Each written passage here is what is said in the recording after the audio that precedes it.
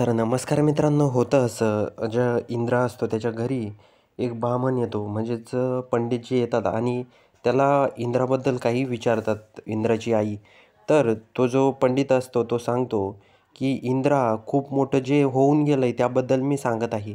इंद्रा जो आहे वटपौर्णिमेच्या दिवशी तो खूप मोठ्या अडचणीत सापडला होता आणि त्याची मदत एका मुलीनं केली आहे आणि तीच तुमची भाग्यविधाता आहे, तीच तुमच्या घरामध्ये येणार आहे." असं गुरु सांगतो.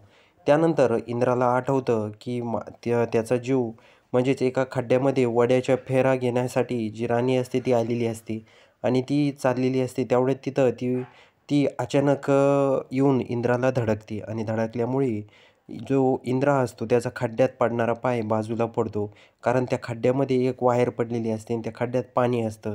त्यामध्ये जर इंद्राचा पाय पडला असता तर इंद्र त्याला चिटकला असता आणि त्या ठिकाणी इंद्राचा जीव वाचतो. हे सगळं काही जो पुजारी असतो, म्हणजे जो गुरु असतो, तो घरच्यांना सांगतो. हे ऐकल्यानंतर सर्वांना आश्चर्याचा धक्का बसतो.